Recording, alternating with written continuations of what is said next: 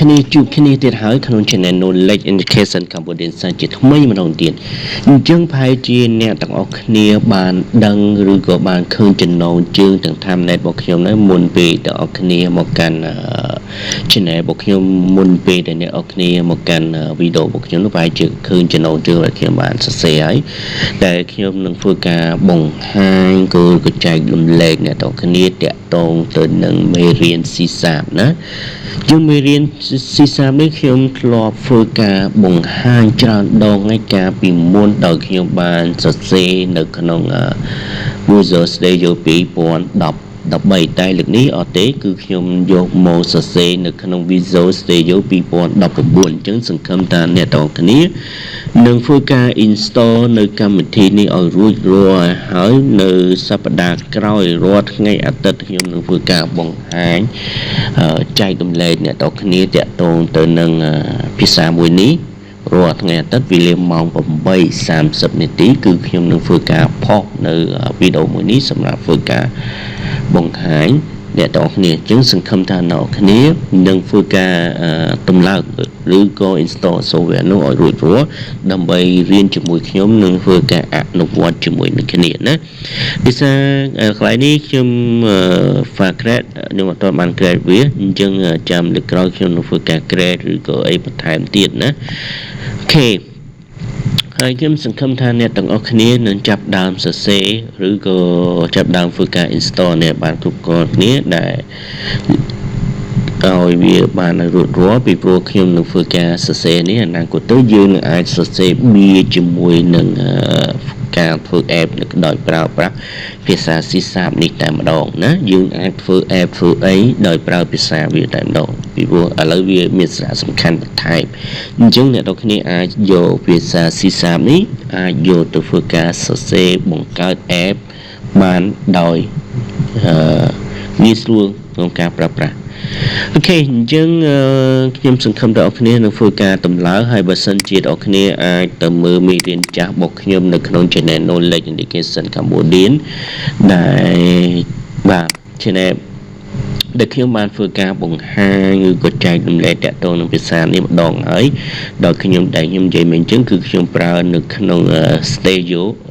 Visual Studio 2013ដែលមានការសរសេរបង្កើតអីរហូតដល់ការ connect ជាមួយនឹង database ណាអញ្ចឹងបើសិនជាអ្នកនរគ្នាចាប់អារម្មណ៍អូខេអាចមើល2013ប្រើទៅដល់ចាប់ពេលដែលអាទិត្យក្រោយខ្ញុំនឹងធ្វើការបង្ហាញការសរសេរភាសាស៊ីសាបនៅក្នុង Visual Studio 2019វិញដែលវាលក្ខណៈទម្រង់វាបែបនេះហើយវាងាយស្រួលសរសេរជាពិសេសវាអាចសរសេរបង្កើតនៅ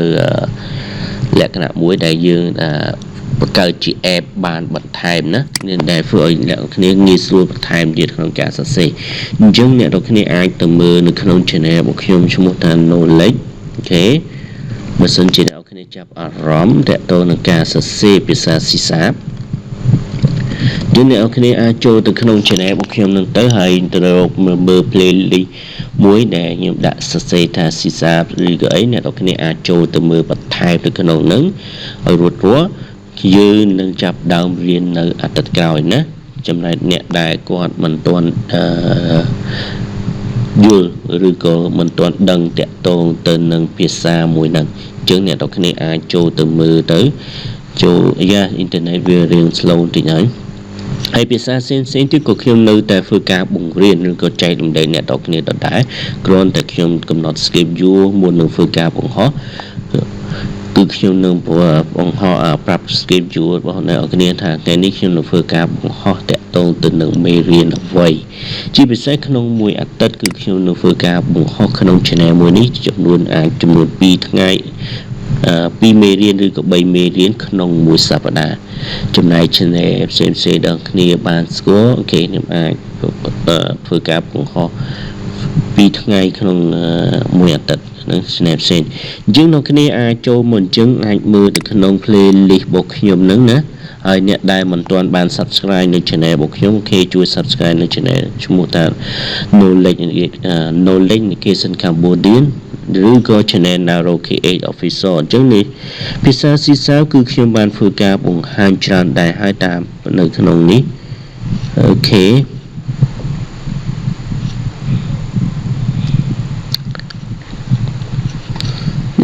ភាសាស៊ីសាវអូខេPSP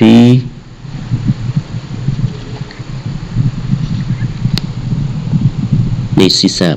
អញ្ចឹងកាលពីមុនខ្ញុំបានធ្វើការបង្ហាញតាក់ទងទៅនឹង17មេរៀនហើយអញ្ចឹងបើសិនជាអ្នកនរគ្នាមានចំណាប់អារម្មណ៍អាចចូលទៅមើលមេរៀននោះពីមេរៀនទី1រហូតដល់មេរៀនទី17ទៅហើយសប្តាហ៍ក្រោយខ្ញុំនឹងធ្វើការបង្ហាញណាអូខេអញ្ចឹងត្រឡប់មកមើល interface វាបន្តិចសិនពេលអ្នកនរគ្នាធ្វើការ install ហើយខ្ញុំសូមអានេះគឺបានន័យថាយើងអាចធ្វើការជ្រើសរើសទៅតាមទម្រង់ឬក៏ពណ៌ឬក៏ interface វាទេណាពណ៌វាដែលអ្នកនរគ្នាស្រឡាញ់ពេញចិត្តអ្នកអាចរើសហើយកន្លែងនេះយើងអាចជ្រើសរើសយកភាសាអ្វីដែលយើងចង់ធ្វើការសរសេរអញ្ចឹងខ្ញុំសូមយកពាក្យថា general នៅខាងលើចុះណាដើម្បីថាយើងអាចសរសេរភាសាផ្សេងទៀតជាច្រើនអញ្ចឹងខ្ញុំអាចធ្វើការ start ជាមួយនឹងវាទៅអញ្ចឹងគ្រាន់ថានេះវាមានលក្ខណៈមួយវាមានទំហំធំជាងមុនហើយ security